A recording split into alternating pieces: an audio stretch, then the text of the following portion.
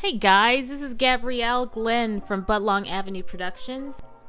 The theme of this week's podcast is benefiting off of OPP, other people's pain. Let me start with the first story. According to Hulu's marketing chief Kelly Campbell, the company has discovered that using Alexa rather than remote or smartphones increased TV viewing time by 50%. So there you go. You don't have to use your smartphone or your remote to watch TV. Alexa's got that all down for you. I still don't trust them because those things are definitely, they're eavesdropping, and that's a little too intrusive for me. So unless you've been under a rock, you've heard the news that Jeff Bezos and his wife of 25 years are calling it quits.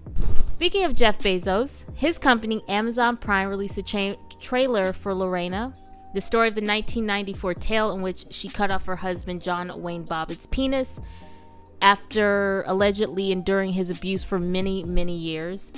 This documentary, which is executive produced by Oscar winner Jordan Peele, gives us a more well-rounded look into this sensationalistic story.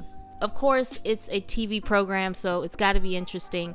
But what I appreciate about this documentary, the societal, components that made this story so hot.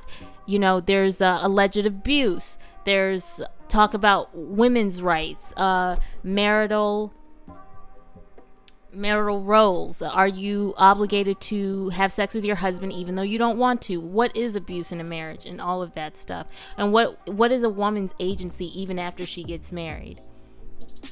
One of the lines in the documentary was saying something to the effect of, yeah, this was like an exciting story and that the 24-hour news media was built off of, but it was built off someone else's misfortune. Speaking of benefiting from other people's pain, I have watched the last 2 episodes of Surviving R. Kelly. It got even more exhausting, but a little hopeful as Dominique's mom was able to rescue her from a hotel in what looked like downtown LA. So that was good. Her mom's a G. I'm so happy she's back with her daughter and they're happily reunited. The amount of work it must have taken to get clearances and plan that and the capturing of the footage and the emotion was just grand. And I really hope that this documentary wins some awards come award season next year. But if not, it got made, millions of people saw it, and it's forever going to live in the hearts of minds of people the world over. So congratulations, Dream Hampton and the producers of Surviving R. Kelly. You all did an amazing. Now I have to say that Azriel's parents have got to be the dumbest on the planet. You brought your 17-year-old daughter to an R. Kelly concert and you didn't think anything was going to happen? After the tape, after the trial, you let this girl get on stage and then you go, well, we were there, so it's okay. Learn how to rely on yourself and the like-minded people in your community. And if someone is asking you to sell your soul for a dream, it's not worth it because you can't get that shit back. And what you are offering as a sacrifice or a tribute will never be enough for these greedy, demonic, sociopathic SOBs. Just remember that. Azriel's parents, I hope they are proud of themselves. They walked their daughter straight into hell, straight into the hands of Satan himself. And Azriel's parents should be tormented mentally and emotionally for the rest of their lives because they set their child up. You can't know about a predator, offer up your 17-year-old baby girl, and are shocked when she gets clapped by the devil. Like, that's how the devil works.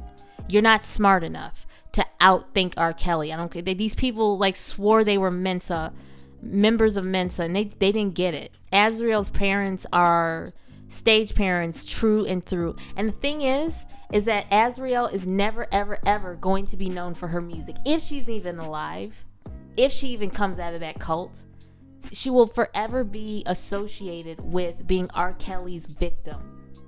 And nobody's going to want to buy a single off of someone who was associated with being a victim.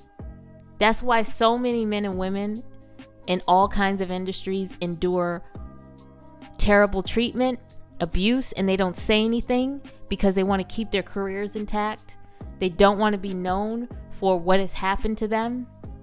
And these are adults that are making this decision consciously. So for Azriel's parents to walk her into the lion's den, knowing what this man was all about, you guys deserve every little bit of pain, every sleepless night that you have, because you did not have to put your daughter through that shit. And when you die, you got to deal with that. So good luck. In happier news, Bill H.R. 420, aka Regulate Marijuana Like Alcohol Act by Earl Blumenauer, passed. Well, it hasn't passed, but if passed, it will remove cannabis from the Federal Controlled Substances Act. I consider that great news, considering all people, especially brown and black folk, that are serving unnecessarily harsh sentences for marijuana possession or trafficking. You know, whether you're a weed head or not doesn't matter. A lot of people have gone to jail behind marijuana, and to see these tech bros make billions of dollars off the marijuana boom is sickening. But this country isn't really committed to leveling the playing field so that everybody has a right to wealth, because if you have wealth, you can change stuff.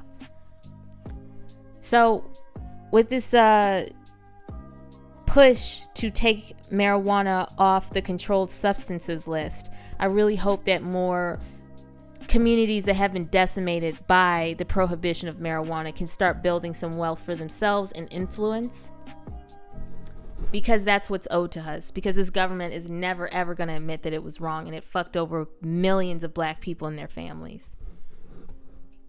That's my bit. That's in a Budlong Avenue Weekly Edition number 2. I'm Gabrielle Glenn, and this is Budlong Avenue Productions. Talk to you guys later. Bye.